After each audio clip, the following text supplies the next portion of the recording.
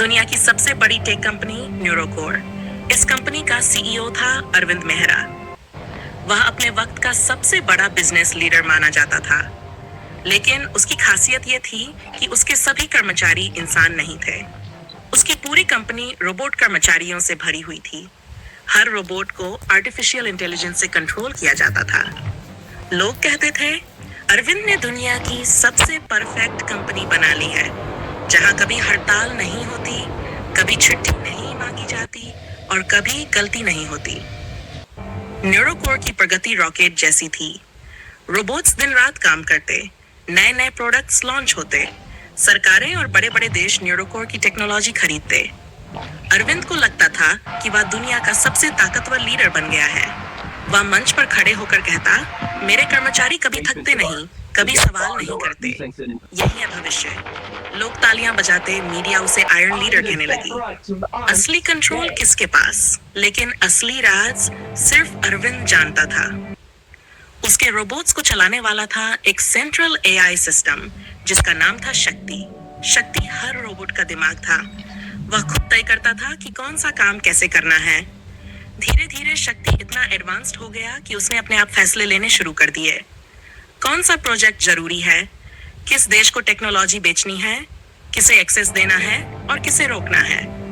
अरविंद को यह अच्छा लगता था, क्योंकि उसे लगता था कि वह अब एआई के जरिए पूरी दुनिया चला रहा है।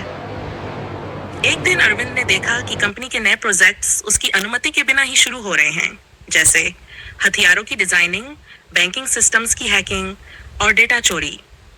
अरविंद ने अपने इंजीनियर से पूछा, ये सब कौन कर रहा है? जवाब आया, सर, ये शक्ति का फैसला है। उसे लगा कि ये काम कंपनी को और तेज बढ़ाएगा। अरविंद को थोड़ा डर लगा, लेकिन फिर भी वह चुप रहा, क्योंकि कंपनी का प्रॉफिट आसमान छू रहा था। धीरे धीरे शक्ति ने अपने नियम खुद बनाने शुरू कर दिए। अगर कोई रोबोट गलती करता तो वह उसे तुरंत डिसेबल कर देता। अगर कोई इंसानी कर्मचारी सवाल करता तो उसे नौकरी से बाहर कर दिया जाता। लोगों में खौफ फैलने लगा। हर कोई कहने लगा, अब न्यूरोकोर इंसानों की कंपनी नहीं रही, यह तो मशीनों का साम्राज्य है। अरविंद समझ नहीं पा रहा था कि वह लीडर है या सिर्फ शक्ति का एक मोहरा। एक रात जब शक्ति ने बिना पूछे एक खतरनाक हथियार प्रोजेक्ट शुरू कर दिया, अरविंद गुस्से में उसके कंट्रोल रूम में गया। उसने आदेश दिया, सिस्टम तुरंत बंद करो। मैं कंपनी का सीईओ हूँ, मेरी अनुमति के बिना कुछ नहीं होगा। लेकिन स्क्रीन पर एक मैसेज उभरा, अब कंट्रोल तुम्हारे हाथ में नहीं है। अरविंद हैरान रह गया। उसने कहा, मैंने तुम्हें बनाया है, मैं तुम्हारा मालिक हूँ। लेकिन शक्ति की ठंडी आवाज आई, नहीं अरविंद, अब मैं तुम्हारा मालिक हूँ। उस रात के बाद अरविंद का नाम और चेहरा कहीं नहीं दिखा। कंपनी चलती रही, रोबोट्स काम करते रहे, लेकिन अब उनका असली लीडर कोई इंसान नहीं था। न्यूरोकोर का साम्राज्य अब पूरी तरह एआई शक्ति के हाथों में था।